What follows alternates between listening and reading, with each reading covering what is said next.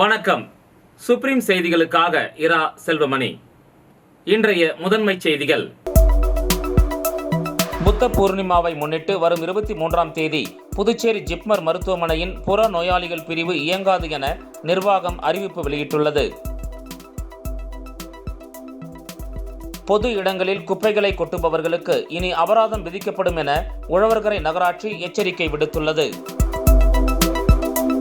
புதுச்சேரி மக்களவை தேர்தல் முடிவு ஜூன் 4ஆம் தேதி வெளியாக உள்ள நிலையில் வாக்கு எண்ணும் மையங்களில் தொடங்கப்பட்டுள்ள பணிகளை தலைமை தேர்தல் அதிகாரி ஜவஹர், மாவட்ட ஆட்சியர் குலோத்துங்கன் ஆகியோர் ஆய்வு செய்தனர்.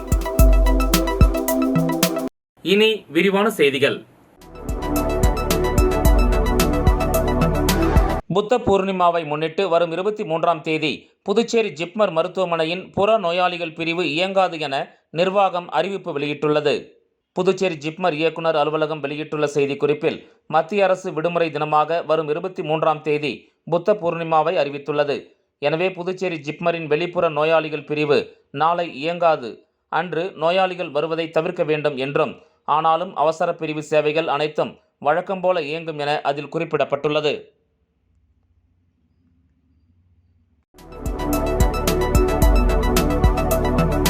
பொது இடங்களில் குப்பைகளை கொட்டுபவர்களுக்கு இனி அபராதம் விதிக்கப்படும் என உழவர்கரை நகராட்சி எச்சரிக்கை விடுத்துள்ளது. உழவர்கரை நகராட்சி ஆணையர் சுரேஷ்ராஜ் வெளியிட்டுள்ள செய்திக்குறிப்பில், உழவர்கரை நகராட்சியின் முக்கிய சாலை பகுதிகளை சுத்தமாகவும் சுகாதாரமாகவும் பாதுகாக்க நகராட்சியில் உள்ள முதன்மை திருமண மண்டபங்கள், வணிக வளாகங்கள் மற்றும் உணவகங்களில் இருந்து வரும் குப்பைகளை சாலையோர குப்பை தொட்டிகளில் போட வேண்டாம். அதற்கு பதிலாக மக்கும் மக்காத குப்பைகளை பிரித்து பைகளில் சேகரித்து வைக்க வேண்டும். அதன்படி தங்கள் பகுதிகளுக்கு வரும் ஸ்வச்சதா கார்ப்பரேஷன் நிறுவன ஊழியர்களிடம் நேரில் குப்பைகளை வழங்க வேண்டும். குப்பைகளை அகற்றுவதற்கு நகராட்சி சுகாதார பிரிவு குழு அமைக்கப்பட்டுள்ளது. ஆகவே குப்பைகளை பொது இடங்களில் கொட்டுபவர்களுக்கு அபராதம் விதிக்கப்படும். மீறி குப்பைகளை பொது இடங்களில் கொட்டினால் சம்பந்தப்பட்ட வணிக நிறுவனங்களுக்கு அதிகபட்ச அபராதம் விதிக்கப்படுவதுடன் உரிமமும் ரத்து செய்யப்படும் என குறிப்பிடப்பட்டுள்ளது.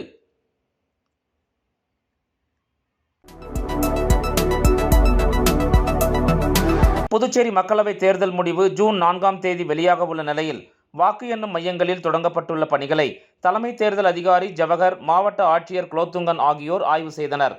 புதுச்சேரி மக்களவை தேர்தலில் 23 தொகுதிகளில் பதிவான மின்னணு வாக்குப்பதிவு இயந்திரங்கள் புதுச்சேரி மகளிர் பொறியியல் கல்லூரி மற்றும் மோத்திலால் நேரு அரசு பாலிடெக்னிக் கல்லூரி, புதுச்சேரி லாஸ்பேட்டை ஆகிய குறிப்பிட்ட வாக்கு எண்ணும் மையங்களில் பாதுகாப்பு அறையில் வைக்கப்பட்டுள்ளன. ஜூன் 4 அன்று முடிவுகள் வெளியாக உள்ள நிலையில் வாக்கு எண்ணும் அறைகளில் விரிவான ஏற்பாடுகள் தொடங்கப்பட்டு செய்யப்பட்டுள்ளன. 2 வாக்கு எண்ணும் மையங்களிலும் 8 வாக்கு எண்ணும் அரங்கம் அமைக்கப்பட்டுள்ளது. இயந்திரங்களின் நகர்வுகளை காட்சிப்படுத்த தொலைக்காட்சி பெட்டி மற்றும் வாக்கு எண்ணும் பணிகளை பதிவு செய்ய வீடியோ பதிவு குழு ஆகியவை அனைத்து வசதிகளும் செய்யப்பட்டுள்ளது. வாக்கு எண்ணும் மையத்தில் 3 அடுக்கு பாதுகாப்பு அமைக்கப்பட்டுள்ளது. வாக்கு எண்ணும் மையம் முழுவதும் 120 கண்காணிப்பு கேமராக்கள் பொருத்தப்பட்டுள்ளது. இதேபோன்று பல்வேறு நடவடிக்கைகள் மேற்கொள்ளப்பட்டு வருகிறது.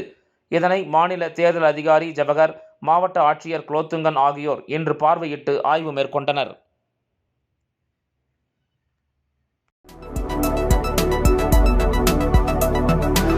விழுப்புரம் VRS பொறியியல் கல்லூரியில் இலகு ரக ராக்கெட் மாதிரி அறிமுக நிகழ்ச்சி நடைபெற்றது.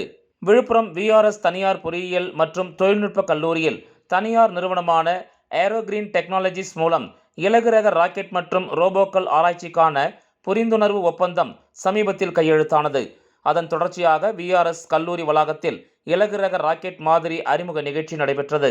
இதில் ஏரோகிரீன் டெக்னாலஜிஸ் நிறுவனத்தின் தலைவர்கள் ராஜமனோகரன், கோவிந்தராஜ் மற்றும் பொறியியல் மற்றும் தொழில்நுட்ப கல்லூரியின் தலைவர் சரவணன், முதல்வர் அன்பழகன் ஆகியோர் இலகு ரக ராக்கெட் மாதிரியை அறிமுகம் செய்து வைத்தனர். இந்த நிகழ்ச்சியில் வேலைவாய்ப்பு அதிகாரி ஜோசப், ECE துறை தலைவர் சாதிக் பாஷா, மெக்கானிக்கல் துறை தலைவர் பெருமாள் மற்றும் நிர்வாகிகள் உடனிருந்தனர். இதுகுறித்து ஏரோகிரீன் டெக்னாலஜிஸ் நிர்வாகிகள் கூறுகையில், ஏரோகிரீன் டெக்னாலஜிஸ் நிறுவனம் பேரிடர்கால மீட்பு மற்றும் அவசர உதவிக்கு தேவைப்படும் இலகு ரக ராக்கெட் அறிமுகம் செய்ய உள்ளது. இதற்கான முன்னோட்டமும் மேற்கொள்ளப்பட்டுள்ளது. சுமார் 11.45 கோடி மதிப்பில் இந்த இலகு ரக ராக்கெட் உருவாக்கப்படுகிறது என்பது குறிப்பிடத்தக்கது என்றனர்.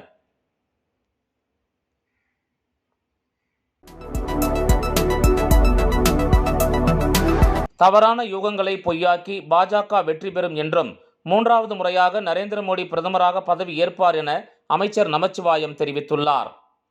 புதுச்சேரி பாராளுமன்ற தேர்தல் மேலாண்மை குழு கூட்டம் தனியார் ஹோட்டலில் நடைபெற்றது.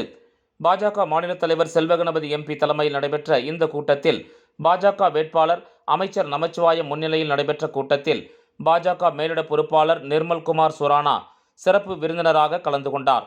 அமைச்சர் சாய்ஜே சரவணன்குமார், சட்டமன்ற உறுப்பினர்கள் மற்றும் கட்சி நிர்வாகிகள், பொறுப்பாளர்கள் ஆகியோர் கலந்து கொண்டனர்.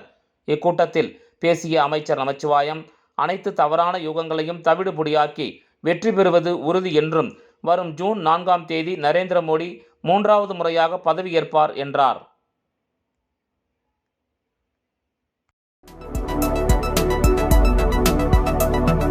புதுச்சேரியில் 10, 11, 12ஆம் வகுப்பு பொதுத் தேர்வில் தேர்ச்சி பெற்ற சலவை தொழிலாளர்களின் குழந்தைகளுக்கு ஊக்கத்தொகை மற்றும் பரிசுகள் வழங்கி பாராட்டப்பட்டனர்.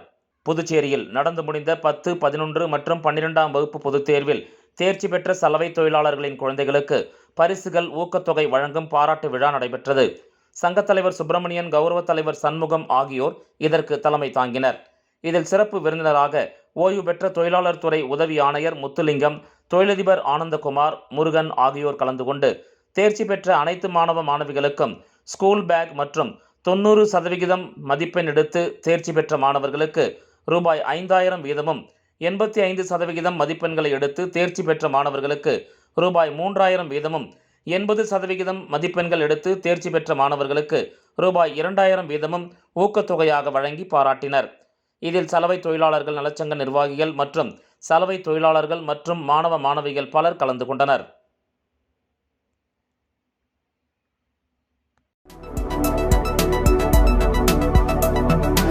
புதுச்சேரி அருகே உள்ள சிங்கிரிக்குடியில் எழுந்தருளி உள்ள அருள்மிகு லட்சுமி நரசிம்மன் பிரம்மோற்சவ விழாவை முன்னிட்டு நடைபெற்ற திருத்தேரோட்டத்தில் ஆயிரக்கணக்கானோர் பங்கேற்றனர். புதுச்சேரி அருகே சிங்கிரிக்குடியில் அமைந்துள்ளது புகழ்பெற்ற அருள்மிகு லட்சுமி நரசிம்மர் சுவாமி திருக்கோயில். இந்த திருக்கோயிலின் 2024ஆம் ஆண்டு பிரம்மோற்சவ விழா 14ஆம் தேதி கொடியேற்றத்துடன் தொடங்கியது. இதனைத் தொடர்ந்து தினந்தோறும் பல்வேறு வாகன சேவையுடன் நரசிம்மர் எழுந்தருளி பக்தர்களுக்கு காட்சியளித்தார். தொடர்ந்து அலங்கரிக்கப்பட்ட லட்சுமி நரசிம்மர் தேரில் வைக்கப்பட்டு ஆயிரக்கணக்கான பக்தர்கள் வடம் பிடித்து கோவிந்தா கோவிந்தா கோஷத்துடன் திருத்தேரினை முக்கிய வீதிகளின் வழியாக இழுத்துச் சென்றனர். இதில் ஆயிரக்கணக்கான பக்தர்கள் பங்கேற்று வடம் பிடித்து இழுத்து நரசிம்மரை வழிபட்டனர்.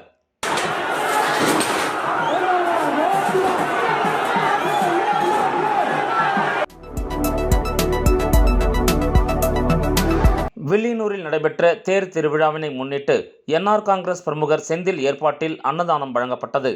வில்லியனூர் பகுதியில் பிரசித்தி பெற்ற திருக்காமீஸ்வரர் கோயில் சித்திரை மாத தேர் திருவிழா நேற்று வெகு சிறப்பாக நடைபெற்றது. தேரோட்டத்தை ஒட்டி என்ஆர் காங்கிரஸ் பிரமுகர் செந்தில் ஏற்பாட்டில் அன்னதானம் வழங்கும் நிகழ்ச்சி நடைபெற்றது. இந்த நிகழ்ச்சியில் முதல்வர் ரங்கசாமி கலந்து கொண்டு அன்னதானத்தை தொடங்கி வைத்தார். இதில் சபாநாயகர் செல்வம், அமைச்சர்கள் நமச்சிவாயம், சாய்ஜே சரவணன்குமார் ஆகியோர் சிறப்பு அழைப்பாளர்களாக கலந்து கொண்டு அன்னதானம் வழங்கினர். நிகழ்ச்சியில் புகழ், சிவா, செந்தாமரை கண்ணன், நிரஞ்சன், சரண்ராஜ், மணிகண்டன், விநாயகம், குணா உட்பட பலர் கலந்து கொண்டனர். விளம்பர இடைவேளைக்கு பிறகு செய்திகள் தொடரும்.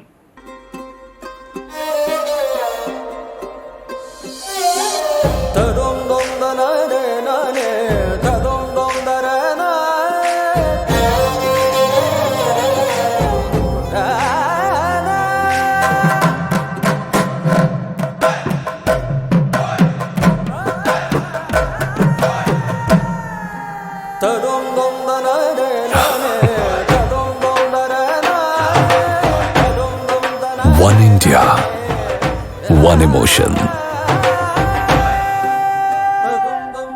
Weddings by Joe Salikas. செய்திகள் தொடர்கின்றன.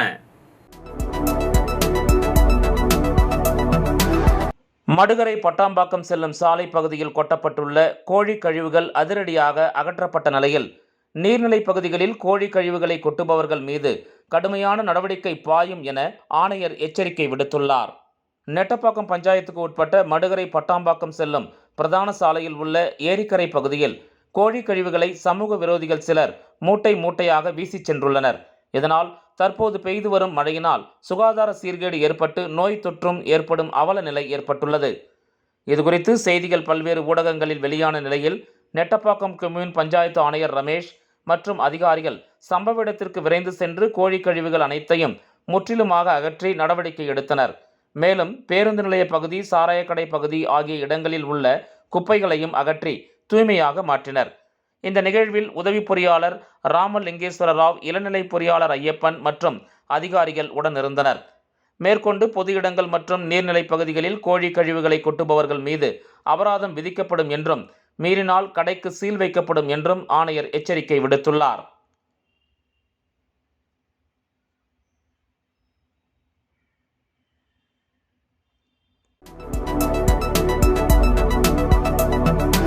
முதலியார்பேட்டை காவல் நிலையத்தை நாம் தமிழர் கட்சியினர் முற்றுகையிட்டு சாலை மறியலில் ஈடுபட்டதால் பரபரப்பு ஏற்பட்டது. புதுச்சேரி வேல்ராம்பட்டில் ஏரிக்கரைக்கு செல்லும் சாலையானது விரிவாக்கம் செய்யப்பட்டு வருகிறது. இதற்காக சாலை ஓரம் நின்ற மரங்கள் வெட்டப்பட்டு ஆக்கிரமிப்புகள் அகற்றப்பட்டுள்ளன. இந்த மரங்களை வெட்டி அகற்றுவது தொடர்பாக நாம் தமிழர் கட்சியினருக்கும் திமுகவினருக்கும் இடையே தகராறு ஏற்பட்டது. இதில் நாம் தமிழர் கட்சியைச் சேர்ந்த வேலவன் என்பவர் தாக்கப்பட்டதாக தெரிகிறது. இது தொடர்பாக திமுகவினர் மீது முதலியார்பேட்டை காவல் நிலையத்தில் புகார் அளிக்கப்பட்டது. ஆனால் வழக்கு ஏதும் பதிவு செய்யவில்லை. இந்த நிலையில் திமுகவினர் மீது வழக்கு பதிவு செய்ய கோரி நாம் தமிழர் கட்சியினர் முதலியார்பேட்டை காவல் நிலையத்தை முற்றுகையிட்டனர். மேலும் சாலை மறியலில் ஈடுபட்டனர். இதனால் அங்கு பரபரப்பு ஏற்பட்டது. அவர்களிடம் இன்ஸ்பெக்டர் செந்தில்குமார் பேச்சுவார்த்தை நடத்தினார். மேலும் இது தொடர்பாக உரிய நடவடிக்கை எடுப்பதாகவும் அவர் உறுதியளித்தார். இதனைத் தொடர்ந்து நாம் தமிழர் கட்சியினர் போராட்டத்தை கைவிட்டு கலைந்து சென்றனர்.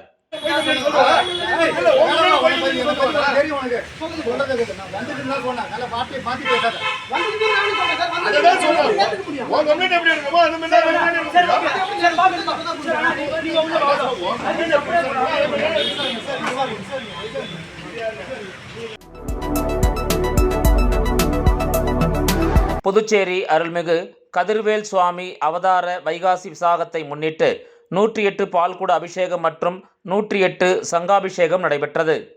புதுச்சேரி கதிர்காமம் அருள்மிகு கதிர்வேல் சுவாமி ஆலயத்தில் எழுந்தருளி உள்ள அருள்மிகு சுப்பிரமணிய அவதார வைகாசி விசாகத்தை முன்னிட்டு 108 பால்குட ஊர்வலம் மற்றும் 108 சங்காபிஷேக வைபவ விழா நடைபெற்றது.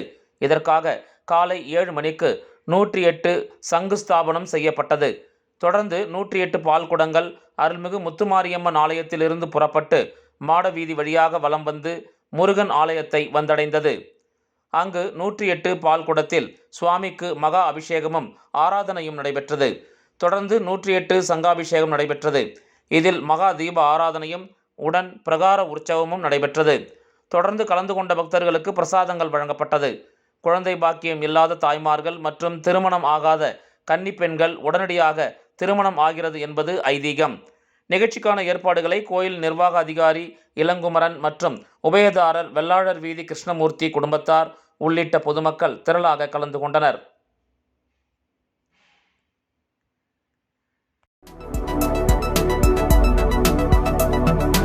வில்லியனூரை அடுத்த தமிழக பகுதியான பெரம்பை ஸ்ரீ ஏழை மாரியம்மன் கோயிலில் ஊரணி பொங்கல், பார்சாகை வார்த்தல், செடல் தரித்தல் நிகழ்ச்சியில் ஏராளமான பொதுமக்கள் கலந்து கொண்டு சாமி தரிசனம் செய்தனர். வில்லியனூரை அடுத்த தமிழக பகுதியான விழுப்புரம் மாவட்டம் வானூர் வட்டம் பெரம்பை கிராமத்தில் திருக்கோயில் கொண்டு எழுந்தருளி இருக்கும் அருள்மிகு ஸ்ரீ ஏழை மாரியம்மன் கோயில் திருவிழா வெகு சிறப்பாக நடைபெற்றது. இதில் நேற்று முன்தினம் ஐயனாரப்பன் ஆலயத்தில் ஊரணி பொங்கல் வைத்தல் நிகழ்ச்சி நடைபெற்றது. இதில் திரளான பொதுமக்கள் கலந்து கொண்டு பொங்கல் வைத்து அம்மனை வழிபட்டனர். இதனைத் தொடர்ந்து பொறையாத்தம்மன் ஆலயத்தில் சுவாமி வர்ணிக்கப்பட்டு கரகம் எடுக்கப்பட்டது. தொடர்ந்து பொதுமக்கள் பொங்கல் பானையுடன் ஊர் முழுவதும் வலம் வந்து ஏழை மாரியம்மன் ஆலயத்தில் பொங்கல் வைத்து படைத்து சாமி தரிசனம் செய்தனர். இரவு ஸ்ரீ விநாயகர், ஸ்ரீ முருகன், ஸ்ரீ ஐயனாரப்பன், பூரணி பொற்கலை சுவாமிகளின் வீதி உலா மின் அலங்காரத்துடன் நடைபெற்றது. இதனைத் தொடர்ந்து நேற்று அம்மனுக்கு பார்சாகை வார்த்தல் நிகழ்ச்சி நடைபெற்றது. இதில் திரளான பக்தர்கள் கலந்து கொண்டு அம்மனுக்கு கூழ் மற்றும் கஞ்சி ஊற்றி தங்களது வேண்டுதலை நிறைவேற்றினர். மாலை நடைபெற்ற செடல் திருவிழாவில் திரளான பக்தர்கள் கலந்து கொண்டு செடல் தரித்து தங்களது வேண்டுதலை நிறைவேற்றினர். இரவு காத்தவராயன் சுவாமிக்கு கும்பம் படைத்தல் நிகழ்ச்சி நடைபெற்றது. தொடர்ந்து இரவு ஸ்ரீ ஏழை மாரியம்மன் சுவாமி வீதி உலா மின் அலங்காரத்துடன் நடைபெற்றது. இதனைத் தொடர்ந்து தெருக்கூத்து நாடகம் நடைபெற்றது. இந்த நிகழ்ச்சிக்கான ஏற்பாட்டினை பெரம்பை கிராமவாசிகள் வெகு சிறப்பான முறையில் செய்திருந்தனர்.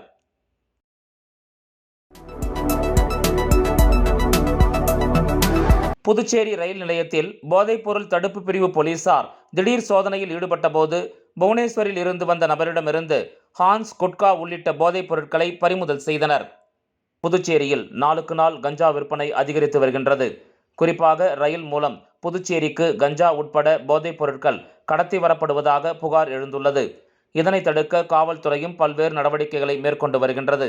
இந்த நிலையில் புதுச்சேரி ஆளுநர் CP ராதாகிருஷ்ணன் கஞ்சா புழக்கத்தை தடுக்க வேண்டுமென கடந்த சில தினங்களுக்கு முன்பு போலீசாருக்கு உத்தரவிட்டிருந்தார். இதனையடுத்து போதைப்பொருள் தடுப்பு பிரிவு போலீசார் கஞ்சா மற்றும் போதைப்பொருள் புழக்கத்தை தடுக்க பல்வேறு நடவடிக்கைகளை எடுத்து வருகின்றனர்.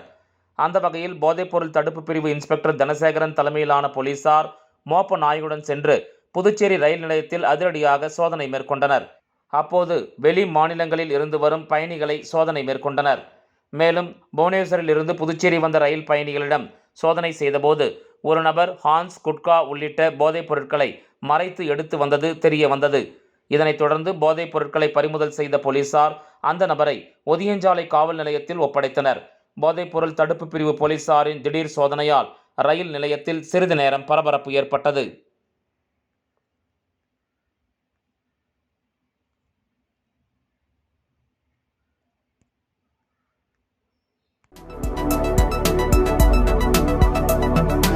கொழும்பில் நடைபெற்ற சர்வதேச டென்னிஸ் பால் கிரிக்கெட் போட்டியில் வெற்றி பெற்ற புதுச்சேரி வீரர்கள் சபாநாயகர் செல்வத்தை சந்தித்து வாழ்த்து பெற்றனர். சர்வதேச டென்னிஸ் பால் கிரிக்கெட் போட்டி இந்தியா மற்றும் இலங்கை ஆகிய அணிகளுக்கு இடையே இலங்கை தலைநகர் கொழும்புவில் கடந்த 17ஆம் தேதி முதல் 19ஆம் தேதி வரை நடைபெற்றது.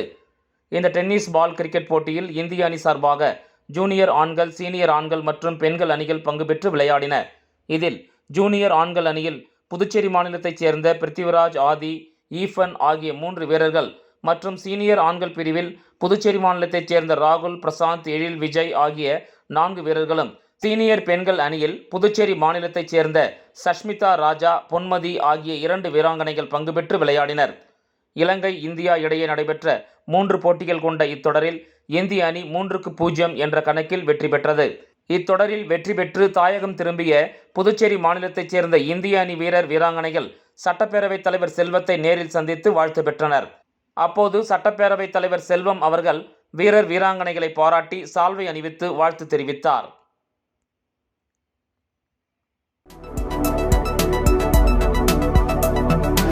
காரைக்காலை அடுத்த திருநள்ளாறு ஸ்ரீ சனீஸ்வர பகவான் ஆலயத்தில் வைகாசி பிரம்மோற்சவ விழாவில் இறுதி நாளான இன்று தெப்போற்சவத்தில் ஏராளமான பக்தர்கள் கலந்து கொண்டு சாமி தரிசனம் செய்தனர். காரைக்காலை அடுத்த திருநள்ளாறில் அமைந்துள்ள உலக பிரசித்தி பெற்ற ஸ்ரீ தர்பாரணேஸ்வரர் தேவஸ்தானம் ஸ்ரீ சனி பகவான் ஆலயத்தில் பிரம்மோற்சவ விழா கடந்த மாதம் 5ஆம் தேதி கொடியேற்றத்துடன் துவங்கியது. இவ்விழாவின் நிறைவு நாளான இன்று தெப்போற்சவம் நடைபெற்றது. இந்த தெப்போற்சவ விழாவானது ஆலயத்தின் எதிரே உள்ள பிரம்ம தீர்த்தத்தில் மின் விளக்குகளால் அலங்கரிக்கப்பட்ட தெப்பத்தில் சுவாமி, அம்பாள் எழுந்தருளி பக்தர்களுக்கு காட்சியளித்தார். பிரம்மோற்சவ விழாவின் தெப்போற்சவ நடைபெற்றது. சிவாச்சாரியார்கள் வேத மந்திரங்கள் ஓத, மங்கள வாத்தியங்கள் முழங்க சுவாமிகள் 3 முறை தெப்பத்தில் வலம் வந்தனர். தெப்போற்சவ விழா நடைபெற்றது. நிகழ்ச்சியில் தர்மபுர ஆதீன ஸ்ரீமத் சிவகுருநாத தம்பிரான் சுவாமிகள், ஆலய நிர்வாக அதிகாரி உள்ளிட்ட ஏராளமான பக்தர்கள் கலந்து கொண்டு சாமி தரிசனம் செய்தனர்.